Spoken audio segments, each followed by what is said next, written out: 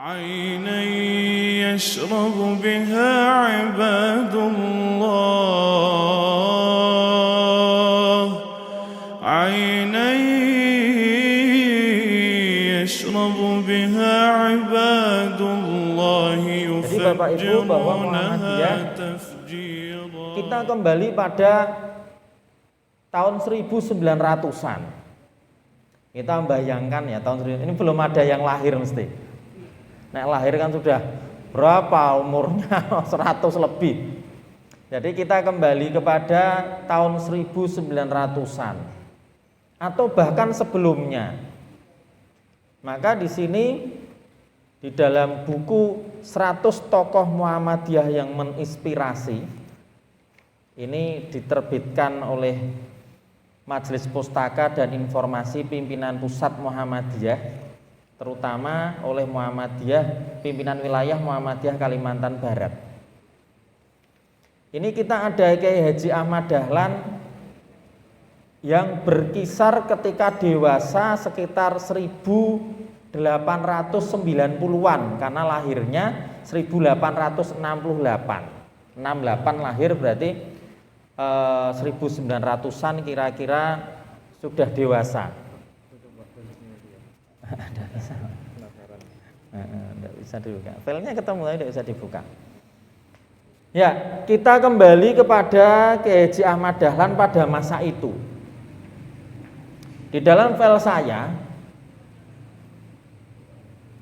ada data sejarah bahwa setelah Perang Diponegoro itu Belanda berkesimpulan bahwa orang Jawa yang taat menjalankan Islam dengan baik ini seringkali melakukan pemberontakan.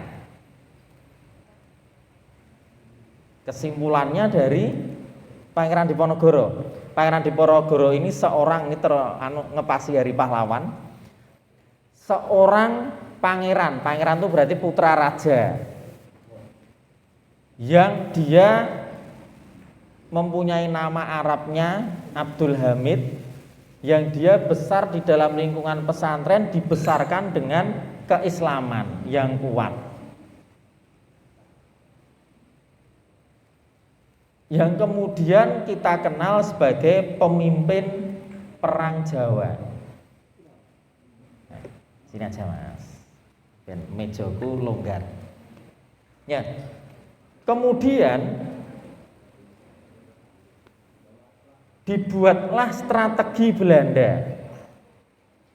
Maka di dalam materi saya setelah Perang Diponegoro, kemudian kalau kita dulu pelajaran sejarah, ini Bapak Ibu yang guru sejarah pasti ingat, setelah Perang Diponegoro dilakukan politik tanam paksa. Kemudian setelah politik tanam paksa dilakukan politik etis oleh Belanda. Politik etis terdiri dari 3 program.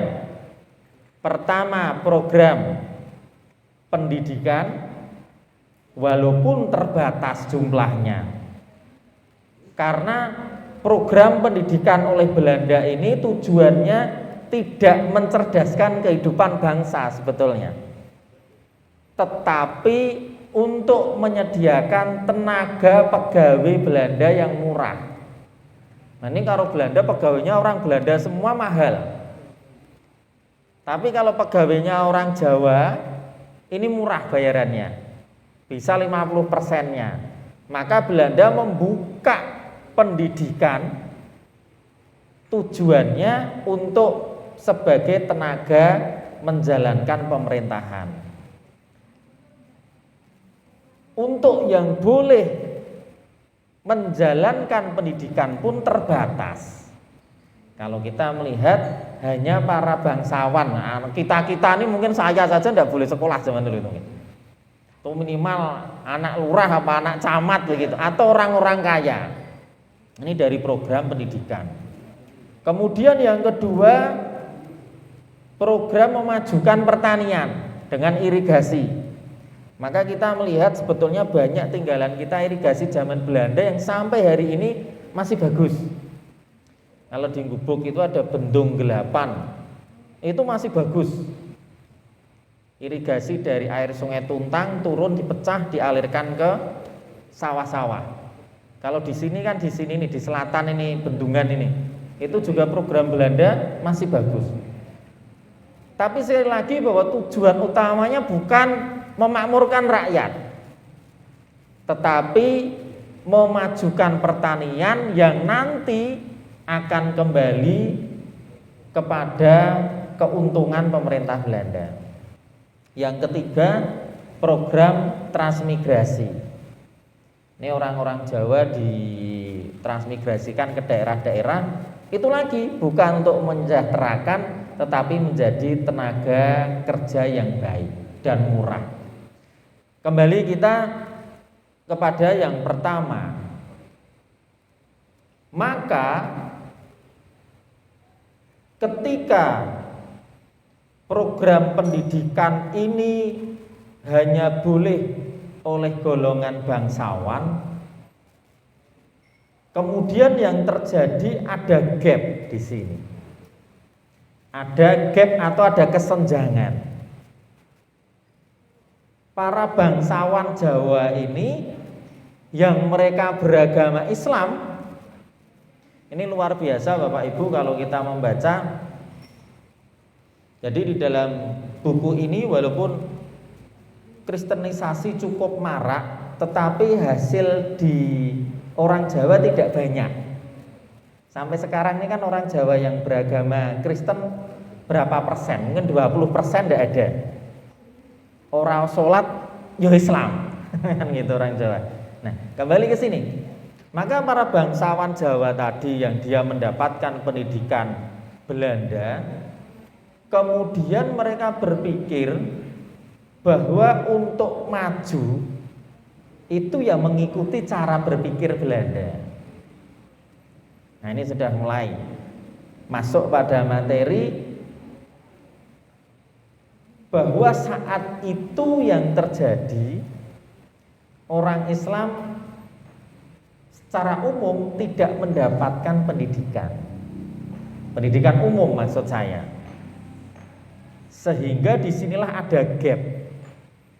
Yang satu, orang Islam pengen pendidikan karena tidak boleh sekolah Belanda, maka sekolahnya pesantren.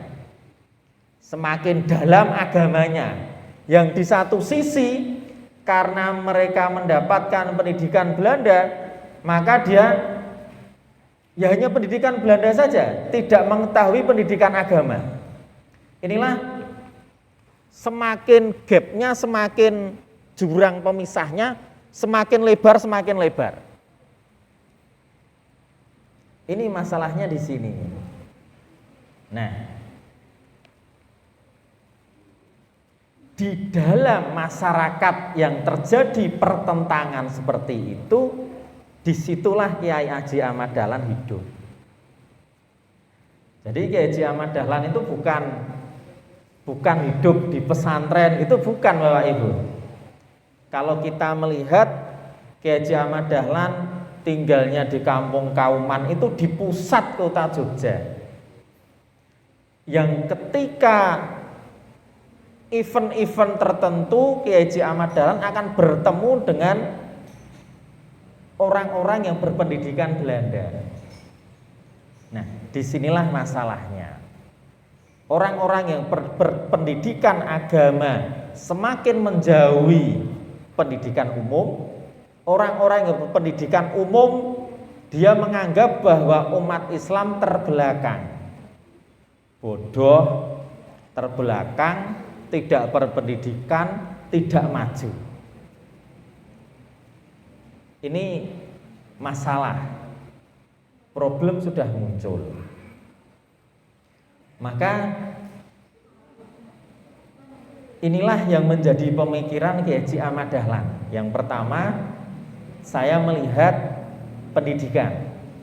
Jadi Muhammadiyah nanti ada beberapa pilar Muhammadiyah awal. Yang pertama pendidikan. Nah, kemudian yang unik lagi bahwa Kiai Haji Ahmad Dahlan ini tidak pernah menempuh pendidikan umum. Jadi sebagaimana tradisi di kampung Kauman, ya kalau mau sekolah itu mau pendidikan pesantren. Maka kalau kita melihat di sini ini dalam buku ini bagus, ada guru-guru Kiai Haji Ahmad Dahlan disebutkan. Ini tokoh-tokoh Muhammadiyah, gurunya siapa, mondoknya di mana disebutkan. Maka kalau kita membaca di sini dalam beberapa literatur, tokoh-tokoh awal Muhammadiyah pendidikannya tidak beda dengan tokoh-tokoh NU.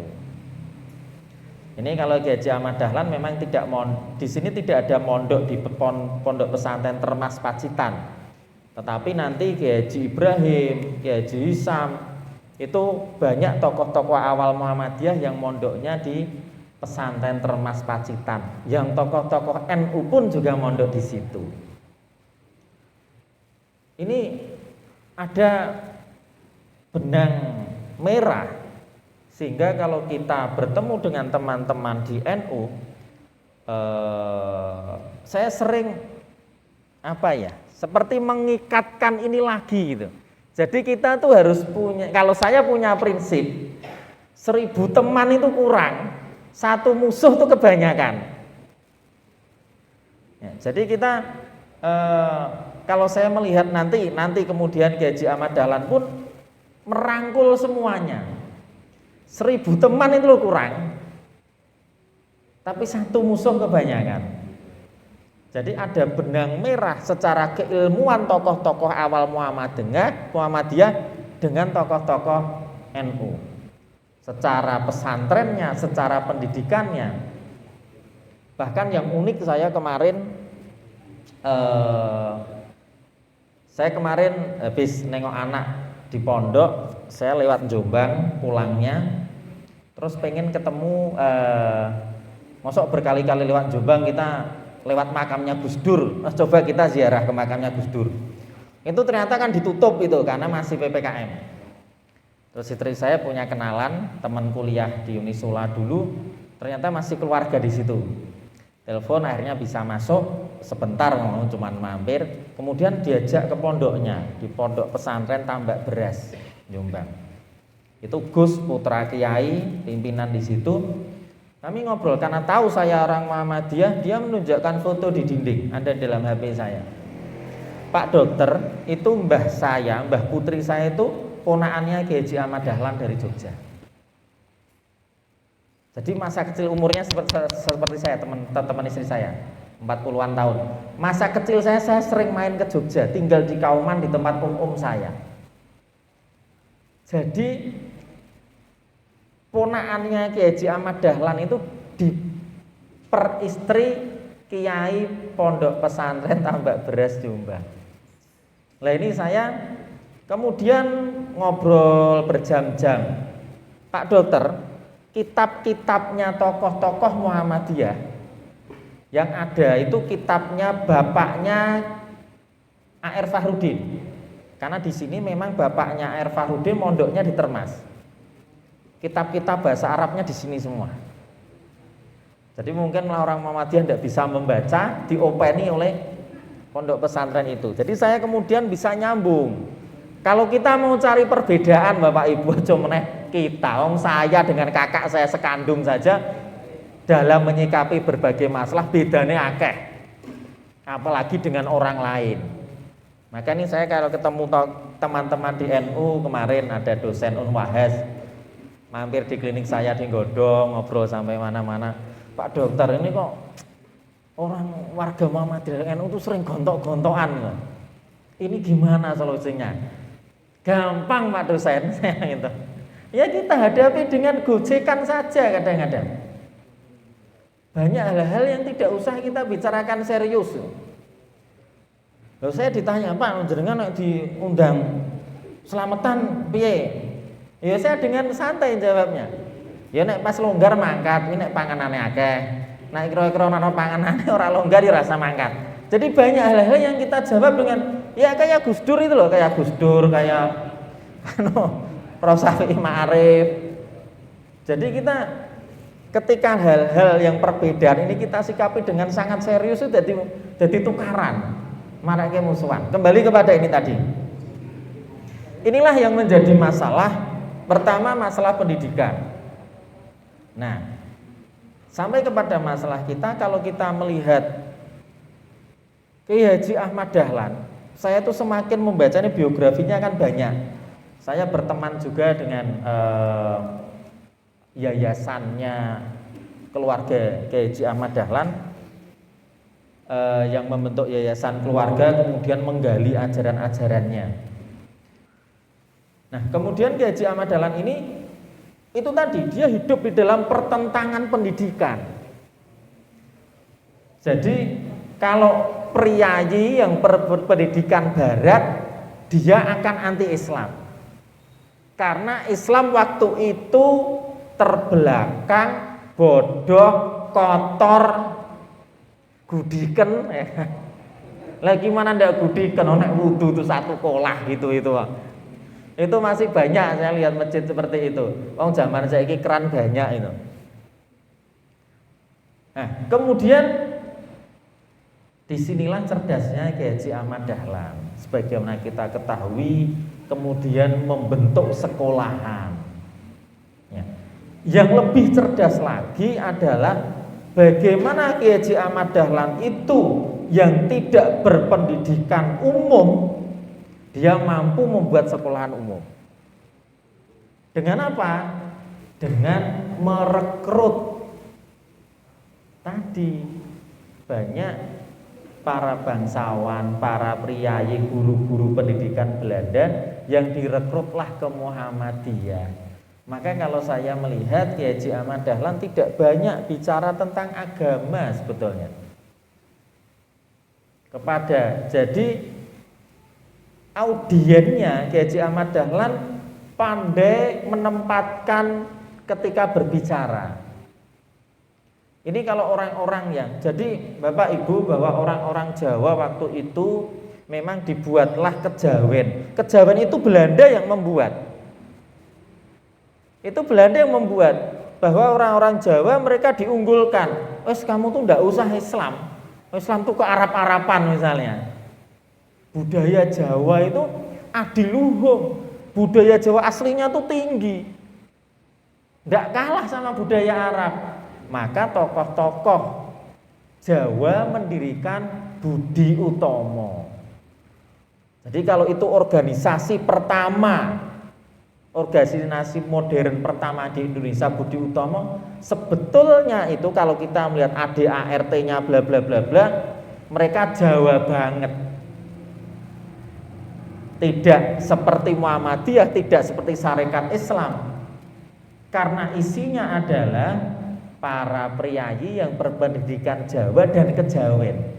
Maka seperti Bung Karno itu, dia menyatakan, Bung Karno itu Muhammadiyah banget loh Pak. Nanti kita ya ojo galak-galak karo Bung Karno.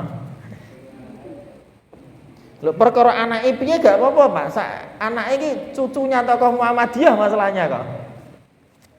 Saya punya bukunya itu. Nah ini nih. Ini bukunya Makin Lama Makin Cinta, ini setengah abad Muhammadiyah. Pengantar Haidar Nasir, diterbitkan oleh Suara Muhammadiyah. Ini jadi isinya ini pikirannya Bung Karno. Ini terempet sedikit. Jadi buku ini adalah ketika tahun 60-an gesekan Muhammadiyah dengan PKI semakin keras. Yang PKI mereka sudah berhasil membubarkan Masyumi, padahal Muhammadiyah di dalam Masyumi ini Bapak-bapak yang sudah sepuh pasti tahu. Maka bagaimana para pimpinan Muhammadiyah solusinya? Ini solutif juga. Diundanglah Bung Karno di acara muktamar. Nah ini, jadi Bung Karno diundang di acara muktamar di Senayan atau GBK ini. Nah ini salah satunya pidatonya Bung Karno. Bung Karno kalau pidato kan tenanan teman itu. Jadi di dalam pidatonya itu Bung Karno bilang, saya ini anggota Muhammadiyah. Banter begitu, dicetaklah oleh pimpinan pusat Muhammadiyah. SPKI tidak berani sama Muhammadiyah loh, pemimpin besar revolusi bilang saya anggota Muhammadiyah kok. Jadi ini cara cerdasnya Muhammadiyah seperti itu. Ini ada lagi nanti ceritanya. Jadi Bung Karno itu jadi anggota Muhammadiyah aktif ketika di Bengkulu. Dia jadi, kalau sekarang di Daksmen lah, dulu Majelis Tablik.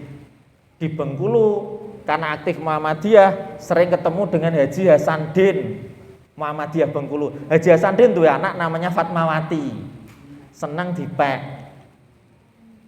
Jadi kalau saya ketemu dengan Bu Mega tuh, oh Bu, jenengan tuh cucunya tokoh Muhammadiyah. Lo kira-kira seneng ngomong Bu Mega seperti itu. Ketemu dengan Puan Maharani tuh, jenengan tuh keturunannya tokoh Muhammadiyah Bengkulu loh. Nah, kembali ke ada ini. Kemudian kembali pada Bung Karno. Bung Karno pernah bercerita bahwa saya itu berislam itu seperti orang gagap-gagap. Karena bapak saya itu seorang teosofia. Teo itu ke agama, sofia itu kebijaksanaan.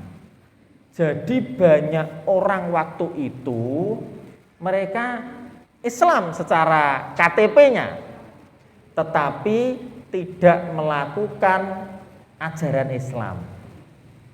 Mereka berpedoman pada teosofia, teo agama atau ketuhanan, sofia kebijaksanaan. Jadi agamanya apa? Ya Islam, sholat ora. Yang penting kan berbuat baik. Yang penting tidak menyakiti tetangga, yang penting menyantuni anak fakir miskin. Nah, disinilah titik temu antara Muhammadiyah dengan orang-orang seperti ini. Maka nanti saya dengan diskusi dengan beberapa teman, enggak Pak, Dr. Sutomo itu pendiri Budi Utomo itu kan orang Freemansori itu malah. Ada datanya dia Freemansori. Dia orang kejawen, dia orang teosofia. Tapi nyatanya dia adalah dokter PKU Muhammadiyah Surabaya. Jadi inilah Kiai Haji Ahmad Dahlan merangkul orang-orang yang berpendidikan barat, tidak bicara agama, tetapi bicara bagaimana kita memajukan pendidikan anak-anak pribumi. Kita kalau sudah keluar, kalau sudah bicara nilai-nilai kemanusiaan itu kan universal. Maka Dr. Sutomo itu ketika peresmian PKU Muhammadiyah Surabaya, ada pidatonya disimpan oleh pimpinan pusat, ada dokumentasinya. Dr. Sutomo yang notabenenya wong Abangan Kejawen, saya tersentuh dengan upaya-upaya Muhammadiyah untuk menyantuni fakir miskin lewat PKO, penolong kesengsaraan umum, salah satunya klinik. Ini kembali kepada pendidikan tadi. Disinilah Kiai Haji Ahmad Dahlan ketika ada masalah seperti itu, solusinya bagaimana? Ketika ada masalah pendidikan tidak bisa dinikmati oleh semua kalangan, solusinya bagaimana? Apakah Kiai Haji Ahmad Dahlan kemudian demo turun ke jalan membuat petisi kepada Belanda? Tidak. Bahkan di sini pun apakah Muhammadiyah kemudian koar-koar membendung kristenisasi dengan demo, petisi dan lain sebagainya? Tidak. Tapi solusi dari Muhammadiyah nyata. Ketika pendidikan bermasalah, ya buat pendidikan.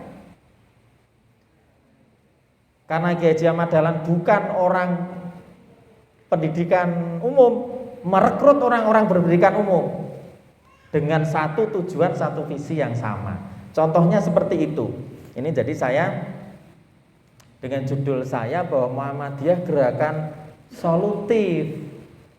Kita kembali melihat zaman dulu, kemudian kita kembalikan di zaman sekarang. Kondisi sosial politik saat ini Ya kita tidak teriak-teriak saja. Solusinya bagaimana? Solusi itu dimulai yang terkecil. Maka salah satu ucapan Kiai Dahlan yang saya ingat di dalam buku itu, Islam waktu itu ya, Islam itu seperti gayung ciduk bocor. Jadi banyak karatnya, bocor di mana-mana. Nah, untuk memperbaiki ini orang Islam tidak punya ilmunya. Yang punya ilmunya siapa? Mereka, para priai yang berpendidikan barat. Yang mereka itu sebetulnya ya orang Islam, anak-anaknya orang Islam, mbah-mbahnya bahkan ada yang kiai. Tetapi mereka saat ini jauh dari ajaran Islam. Maka rangkullah mereka. Maka Muhammadiyah di sini sebagian besar pengurus Muhammadiyah di awal, di buku saya Muhammadiyah Jawa, 7 dari 9 pengurus awal berprofesi sebagai pegawai keraton. Ini menandakan Muhammadiyah di dalam berkembangnya tidak menjauhi keraton sebagai institusi. Lah saiki nek awake dhewe lho, keraton itu sumber TBC loh itu padahal. Kalau kita di Solo lah nek Suro itu ngedusi pusaka, ngirap kebo, Kiai Slamet, ngosak letong-letongnya dijupuki. Itu kalau di Solo. Di Jogja pasti ada lain lagi. Tetapi Kiai Haji Ahmad Dahlan tidak memusuhi institusi keraton. Yang pertama sebabnya Kiai Dahlan adalah abdi dalam keraton. Yang kedua, bahwa Kiai Dahlan membutuhkan izin dari keraton untuk mendirikan Muhammadiyah. Jadi Kiai Dahlan ketika mendirikan Muhammadiyah, di dalam kesimpulan saya tidak antipati terhadap pihak yang secara dasarnya banyak bertentangan dengan keagamaan Muhammadiyah. Maka Kiai Dahlan di dalam film Sang Pencerah itu film yang luar biasa. Jadi si Hanung Bramantyo itu betul-betul spirit Muhammadiyah di film itu. Jadi Kiai Dahlan ketika mau mendirikan Muhammadiyah, yang membantu siapa? Orang-orang Budi Utomo, Pak. Saya yakin Kiai Dahlan tidak bisa berpikir untuk mendirikan organisasi. Lalu tidak berpendidikan umum kok. Ngertine ya kelompok pengajian. Makanya Kiai Dahlan kan membuat kelompok-kelompok pengajian dulunya. Kemudian tokoh-tokoh Budi Utomo menyarankan, membantu, kemudian izin sampai kepada Sultan sebelum sampai ke Residen Belanda. Nah, di dalam buku ini, di dalam buku Muhammadiyah Jawa juga disebutkan bahwa salah satu pendirian Muhammadiyah itu karena keprihatinan Sultan Hamengkubuwono ke-7 dengan gerakan kristenisasi. Maka dia mau memanggil Kiai Haji Ahmad Dahlan berdialog, berdiskusi. Maka salah satu usaha Muhammadiyah adalah melawan kristenisasi ini dengan langkah nyata, solusi. Kristen punya rumah sakit, Muhammadiyah buat rumah sakit. Kristen punya, Katolik itu kan yang paling sering punya panti asuhan, Muhammadiyah bikin panti asuhan. Punya sekolahan, Muhammadiyah bikin sekolahan. Yang mereka punya kita buat. Ini salah satu cara untuk membendung kristenisasi. Dan tadi tidak antipati terhadap beberapa golongan yang secara notabene bertentangan secara paham agama. Tadi orang kejawen, teosofia, aliran kebatinan yang Budi Utomo tidak anti untuk bergaul dengan mereka. Bahkan Kiai Dahlan bisa menarik mereka. Bahkan Kiai Dahlan itu di Budi Utomo jadi ustadz. Iki wong abangan kabeh, Kiai Dahlan masuk ngajari agama pelan-pelan. Kemudian Kiai Dahlan meminta perlindungan kepada keraton untuk mendirikan. Pendiriannya juga legal formal. Diajukan secara resmi kepada pemerintah Belanda. Walaupun 2 tahun baru izinnya turun. Tapi ini yang menarik, saya punya buku, enggak saya bawa, kebanjiran kemarin tapi selamat. Jadi kisah pendirian Muhammadiyah di Pekajangan. Pekajangan itu Pekalongan. Ini unik Pekajangan itu. Ternyata Pekajangan itu hanya nama desa, Pak. Kecamatannya Kedunguni. Saya pernah mau dolan ke sana tuh tak goleki kecamatannya kok tidak ada. Tapi Pekajangan tuh walaupun nama desa itu punya universitas, punya rumah sakit. Nah, unik ini pimpinan cabang. Jadi malah lebih dulu daripada Pekalongannya.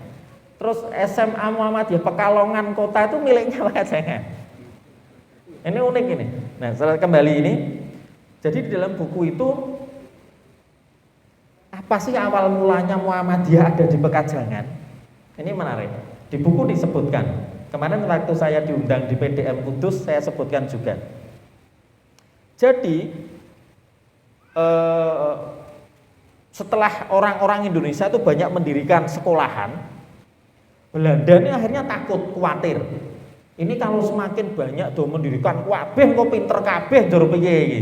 Maka Belanda mengerem pendirian sekolahan. Dengan apa? Dengan undang-undang ordonansi sekolah liar. Jadi sekolah yang tidak berizin ditutup. Kalau melanggar ditangkap. Nah, sekolahannya Muhammadiyah punya izin enggak, Pak? Ya punya, Muhammadiyah berbadan hukum legal oleh Belanda. Nah, orang-orang Pekajangan yang mereka mendirikan sekolahan takut sekolahnya ditutup. Iki ben sekolahane ora ditutup piye? Akhirnya menginduk kepada Muhammadiyah. Ada bukunya, mereka sudah membuat sejarah perkembangan Muhammadiyah Pekajangan. Jadi tokoh-tokoh Islam di Pekajangan datang ke Jogja, nemu Kiai Dahlan, diskusi, kemudian ya wis, dadi sekolahan Muhammadiyah. Kan izinnya sudah ada pusatnya di Jogja. Oh, Belanda sudah tidak bisa itu untuk nutup. Oh, ada izinnya. Nah, contohnya seperti itu. Ini sejarah Muhammadiyah di Pekajangan yang sampai sekarang rumah sakitnya gede, sekelas Romani, punya universitas, padahal setingkat desa. Ini unik sekali. Jadi ternyata sepele karena sekolahnya mau ditutup, akhirnya nginduk kepada Muhammadiyah agar tidak ditutup, akhirnya bisa berkembang seperti itu. Inilah solusi. Jadi terlalu banyak yang mau saya omongkan, tapi jamnya sudah jam 7. Jam 7 lebih 5 Mas ya? Selesainya.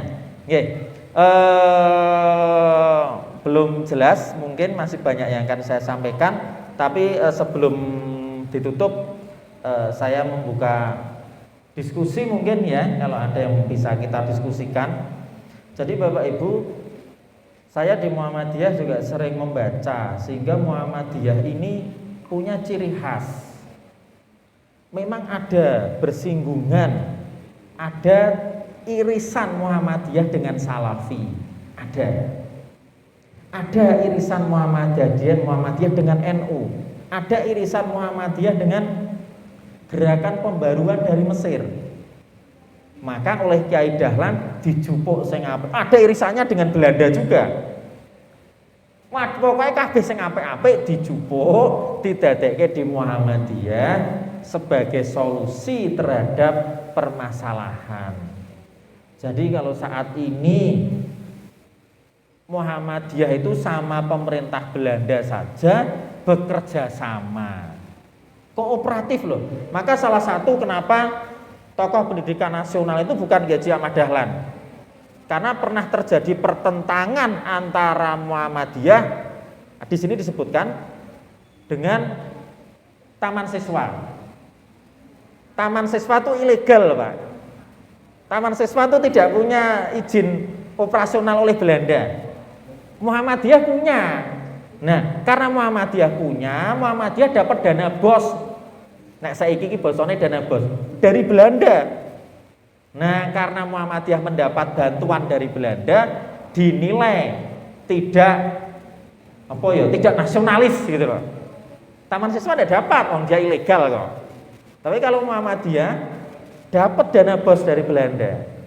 Bahkan PKU Muhammadiyah itu mendapat bantuan dokter Belanda juga. Karena undang-undang Belanda, siapa mendirikan rumah sakit ada bantuan dokter dari Belanda. Jadi contohnya seperti itu. Terima kasih, ini beberapa hal tadi. Kalau Muhammadiyah bisa bekerja sama dengan pemerintah Belanda, apa meneh kok Muhammadiyah mau kerja sama dengan Jokowi? Ayo kecil banget ya. Jadi narasi yang dibangun oleh Muhammadiyah bukan narasi konfrontatif atau pertentangan, tetapi narasinya kooperatif. Nanti ini jadi warga Muhammadiyah itu coba banter-banter nak kritik pemerintah. Oh nyatanya butuh pemerintah. Lo banyak orang Muhammadiyah di pemerintahan. Sekolahan butuh proyek pemerintah. Kemarin Grobogan itu dapat BLK, Balai Latihan Kerja, senilai 150 juta. Muhammadiyah dapat 1, Yasiha itu miliknya orang NU tapi bukan milik NU, di Gubuk itu dapat 1. Yayasan NU itu dapat 1. Nah, itu Pak Edi Wur itu yang mengusahakan. Jadi begitu, ini loncat-loncat ada materinya. Terima kasih. Untuk sebelum ditutup mungkin ada diskusi dan lain sebagainya. Amit. Baik, kita lanjut ke sesi jawab. Ini harus dimanfaatkan dengan baik untuk silakan kepada Bapak Ibu masyarakat yang masih penasaran. Ini mumpung ada sumbernya, langsung dibawakan bukunya.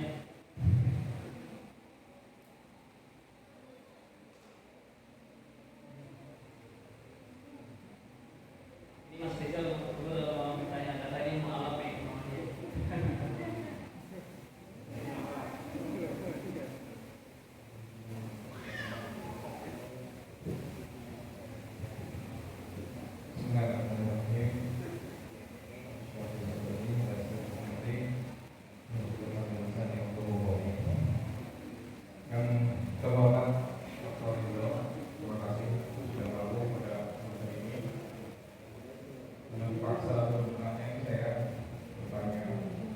sebenarnya juga dari tadi dijelaskan bahwasanya silsilah Muhammadiyah itu sangat luas sekali gitu. Bahkan ternyata kita sama saudara-saudara kita yang nanti ini juga itu satu silsilah ini ada pertemuan dan terasa sangat sebenarnya sangat dekat. Dokter tadi setuju sama dokter. Kalau dicari perbedaannya kita merem aja udah ketemu. Maka sebaiknya nggak usah dicari-cari. Pertanyaan saya dok, dengan strategi momen yang Polri tadi dekat dengan Belanda, dekat dengan institusi kerajaan, Keraton, kenapa realitanya itu di rumput, di akar rumput bawah-bawah itu nuansa Muhammadiyah itu tidak sekental dengan Nahdien gitu, cara beragama. Jadi Angel ya. khususnya di hujan dari Nyala atau bahkan pengen juga di daerah-daerah lain. Ya. Kenapa cara orang beragama Islam itu saudara kita yang di Nahdien itu terasa lebih masuk, khususnya di kalangan bawah. Ya. Mungkin bisa Ya. paham saja. Ya, langsung ya. Ini sing tekon siji tok tapi angele ra karuan. Ya, agak molor sedikit ya. Jadi kalau di dunia pesantren itu sholat isya itu tidak pas adzan isya memang. Sholat isyanya jam 9. Karena habis maghrib ngaji lanjut sampai jam 9 selesai. Dan itu tidak salah. Jadi karena berdasar hadis sholat isya diakhirkan. Kuwi nek sing ana keperluan, ini awake dhewe ra ana keperluan kok ya wayahe ngisa ya ngisa. Tapi kalau ada saya dulu pernah harus on time, Pak. Harus on time. Misalnya ana pengajian, yo bubar pengajiane, utuh salat sik. Oh ternyata macane hadis kurang akeh gitu. Ada pertanyaan ini pertanyaan berat tetapi klasik di Muhammadiyah. Jawaban paling gampang karo aku cengengesan. Karena kalau berat itu ndak usah dipikir berat. Dijawabnya karo cengengesan. Aku seneng jenengane guyang-guyu tok. Ya inilah Muhammadiyah. Ini khasnya Muhammadiyah. Saya kemarin diskusi. Saya tuh kalau ketemu Pak Haidar aja waktu belum jadi pimpinan pusat, itu biasa diskusi. Di Purwodadi itu ada Lanzis Muhammadiyah daerah Grobogan itu nahkodanya 2 aktivis Muhammadiyah. Ini aktivis IMM, terus aktivis Tulen. Saya sering diskusi itu sampai dia ngomong ini, loh Pak, aktivis IMM itu kerja di Amal Usaha Muhammadiyah itu dibully loh Pak. Ngomong dikira saya itu di Lazis Muhammadiyah Grobogan terus kemudian saya bagus nama saya di teman-teman IMM, dibully saya itu. Kenapa dibully? Loh Muhammadiyah kok hidup di Muhammadiyah. Jadi hidup-hiduplah Muhammadiyah, jangan cari hidup di Muhammadiyah. Nah kadang-kadang seperti ini. Jadi secara sejarah di buku saya Muhammadiyah Jawa itu ditulis oleh tokoh Muhammadiyah muda, itu disertasi doktor. Memang dari awal Muhammadiyah ini organisasi elit, Pak. Elit didirikan oleh priyayi. Kiai Haji Ahmad Dahlan itu priyayi keraton. Gelarnya Mas. Mas itu bukan Mas seperti kita muda, Mas. Mas itu awalnya gelar kebangsawanan. Jadi Kiai Dahlan itu abdi dalem keraton. Dia bangsawan keraton, dan ini yang jarang diketahui, istri keduanya, Kiai Dahlan itu istrinya 4 ibu-ibu, mumpung bojoku ra ning kene kan ora nesu. Kiai Dahlan itu istrinya 4, tidak 1 ya. Istri Kiai Dahlan yang kedua itu cucunya Sultan Hamengkubuwono kelima kalau tidak salah. Prosesnya ini perjodohan. Jadi Kiai Dahlan dipanggil oleh Sultan ke-7 lan Dahlan, bahasa kene, kowe tak entukke sedulurku. Sapa sing wani nolak dawuhe raja, Pak? Ini nanti dia berputra 1, Raden Duri ini. Salah satu putra Kiai Haji Ahmad Dahlan semasa hidupnya Raden Duri tercatat sebagai anggota pimpinan pengurus besar bagian tablik. Ini jadi istri kedua Kiai Haji Ahmad Dahlan itu bangsawan keraton yang dengan perkawinan itu semakin mengikatkan Kiai Dahlan kepada keraton.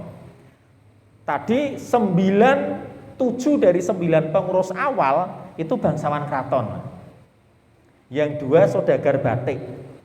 Tidak ada yang orang biasa. Jadi memang dari tesis ini kesimpulannya Muhammadiyah awal itu organisasi priyayi.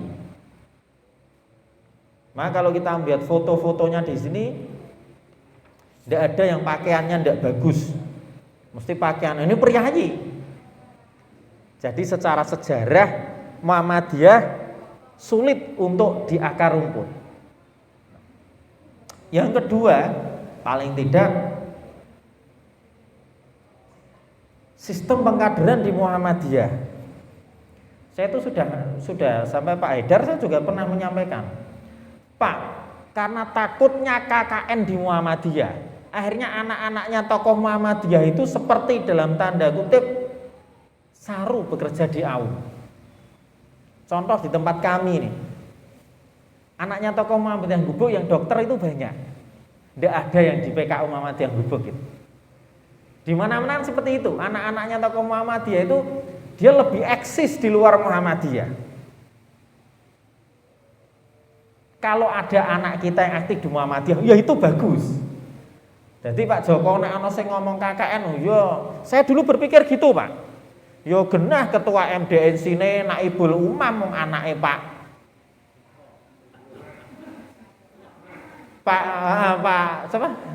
Pak Musman. Saya kan akrab sama Mas Umam itu. Saya dulu anggota MDMC. Itu banyak yang bicara seperti itu, Pak. Itu banyak loh di Muhammadiyah. Tapi saya dulu awalnya gitu, Pak. Tapi setelah melihat sepak terjangnya Mas Umam, oh iya memang kita wis keluarga Muhammadiyah ki piye-piye lah tuh rasanya berbeda. Oh pejuang sejati Mas Umam itu. Sampai sekarang ngurusi MDMC itu.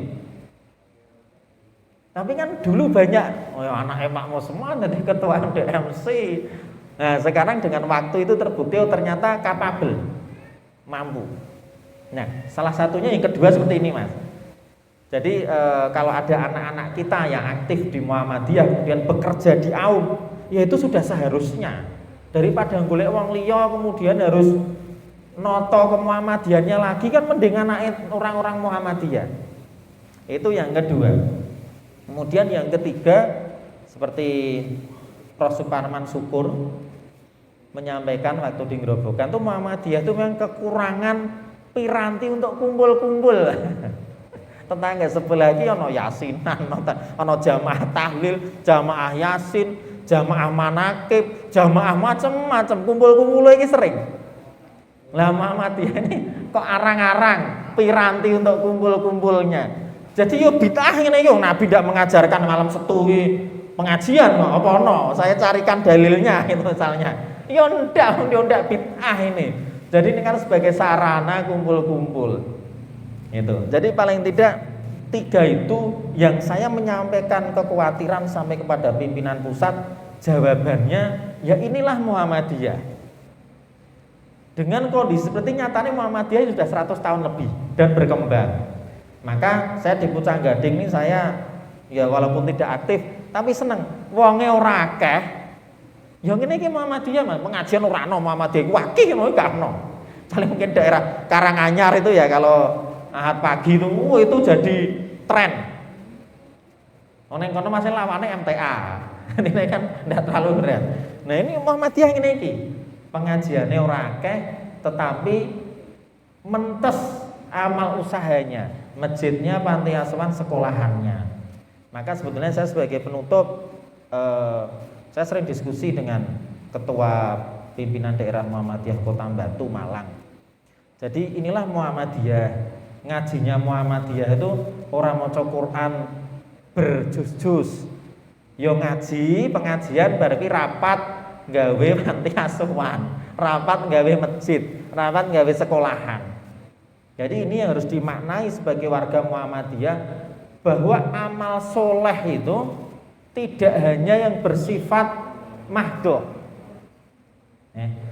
Ini Pak Joko peng-pengan mikir sekolahan, mencerdaskan kehidupan bangsa, itu luar biasa dibandingkan dengan membaca Quran untuk dirinya sendiri. Maka inilah Muhammadiyah seperti ini. Jadi meh piye meh ya aku karo cengenge saja inilah Muhammadiyah Mas. Ora usah khawatir 100 tahun lebih, zaman Belanda, zaman Jepang, revolusi, orde lama, orde baru dilewati dengan mulus Muhammadiyah. Makanya kalau hari ini ada orang khawatir dengan Muhammadiyah, oh ora tau maca. Lah nek mung Jokowi ya kecil loh Pak dengan Muhammadiyah itu. Wong Jokowi itu presiden paling sregep nang acara Muhammadiyah kalau saya lihat itu. Saking pengennya rangkul Muhammadiyah. Maka ini alhamdulillah kita di Muhammadiyah sudah 100 tahun lebih dan Allah itu memberikan pimpinan Muhammadiyah itu ya pas. Catai zaman SBY, Pak Din Samsudin. Pak Din Samsudin itu seperti artis, Pak. Dikenal banyak. Saya tuh pernah di kereta api ke PKU Cepu tuh sampai ke stasiun tuh banyak orang tahu, kenal Pak Din. Pak foto Pak itu. Lah zaman Jokowi ketuanya Pak Haidar. Sangar Pak Haidar. Saya tuh enggak suka sama Pak Haidar dulu Darul Arkom tuh Pak. Saya lebih senangnya Pak Yunahar. Kan guyang-guyu. Nah, Pak Haidar kan aku gak seneng, tapi alhamdulillah ya pas ngadepi zaman sing ora karuan ini orangnya harus tegas ya. Ora kokian guyu, disiplin, disegani. Ya, begitu Muhammadiyah Mas, inilah kondisinya alhamdulillah sudah 100 tahun lebih dan semakin berkembang. Tadi kata-kata terakhir saya bahwa Muhammadiyah ini kooperatif, tidak narasi yang dibentuk, tidak konfrontatif. Nek cah nom-nom kadang kan ora sabar. Iki piye to Muhammadiyah seperti ini? Jangankan dengan Jokowi, dengan Belanda saja bekerja sama. Maka kedepannya harapannya Muhammadiyah semakin memberi solusi terhadap masalah-masalah yang ada. Demikian sampai mana-mana, kurang lebihnya mohon maaf. Assalamualaikum warahmatullahi wabarakatuh.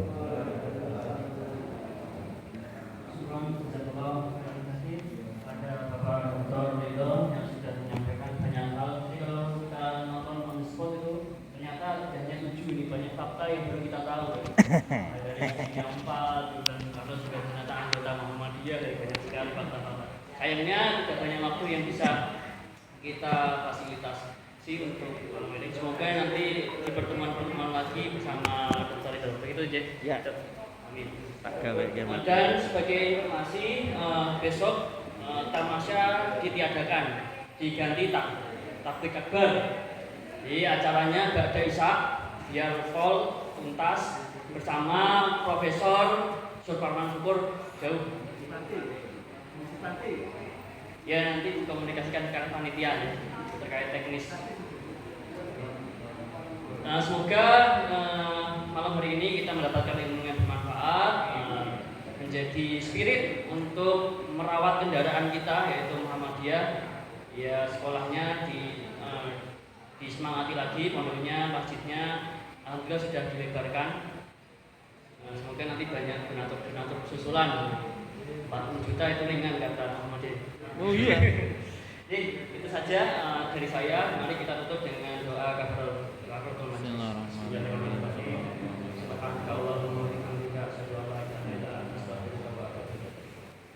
Syukran. Kami akhiri.